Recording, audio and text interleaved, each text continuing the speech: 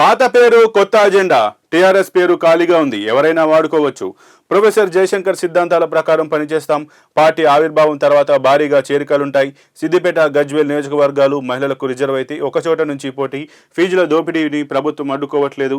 Private టీచర్ల హక్కుల కోసం పోరాడతాం. కవిత నిన్న ఏదైతే కేసీఆర్ మాజీ సీఎం కేసీఆర్ కూతురు కల్వకుంట్ల కవిత నిన్న ఆమె మీడియా సమావేశం అయితే నిర్వహించారు. నిన్న మీడియా సమావేశం నిర్వహించిన సందర్భంగా ఆమె అనేక ఆసక్తికరమైనటువంటి విషయాలను కూడా ప్రస్తావించినట్టుగా మనకు తెలుస్తుంది. ముఖ్యంగా అందులో ఆమె ఒక పార్టీ, ఆమె కొత్త పార్టీ పెడతానంటూ కూడా బాహటంగానే ప్రకటించింది. ఇప్పుడు ఆమె మొన్నటి వరకు తెలంగాణ జాగృతి ఫేవరబుల్గా ఒక పేరు అనుకున్నప్పటికీ కూడా ఇప్పుడు ప్రస్తుతానికైతే ఆ టీఆర్ఎస్ బీఆర్ఎస్గా మారిన తర్వాతకి టీఆర్ఎస్ అనే పేరు ఖాళీగా ఉంది, దాన్ని ఎవరైనా వాడుకోవచ్చు.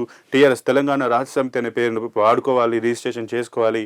ఒకవేళ అలా చేసుకుంటే తాను ప్రజల్లోకి వెళ్తే ప్రజలు ఈజీగా గుర్తుపట్టడానికి తనకు బెనిఫిట్ అయ్యేటువంటి అవకాశం ఉన్నదన్నట్టు కూడా ఆమె భావించినట్టుగా తెలుస్తుంది. దాంతోపాటు తనకు చాలామంది కూడా బీఆర్ఎస్ పార్టీకి సంబంధించి చాలామంది ముఖ్యమైన నేతలు కూడా తనకు టచ్లో ఉన్నారని, పార్టీ పెట్టిన తర్వాత భారీగా చేరికలు ఉంటాయంటూ కూడా ఆమె చెప్పినట్టుగా తెలుస్తుంది. ఇక అలాగే తను ఒకవేళ అయితే ముఖ్యంగా ఈ ఉమ్మడి కరీంనగర్ కావచ్చు, సిద్దిపేటకు సంబంధించి మహిళా రిజర్వేషన్ సీట్లు వస్తాయి కాబట్టి ఒకవేళ వస్తే సిద్దిపేట నుంచి మహిళా రిజర్వేషన్ వస్తే నేను సిద్దిపేట నుంచి కూడా పోటీ చేస్తాను, లేదంటే గజ్వేల్ నుంచి కూడా పోటీ చేస్తానంటూ కూడా ఆమె నిన్న చెప్పినటువంటి పరిస్థితి.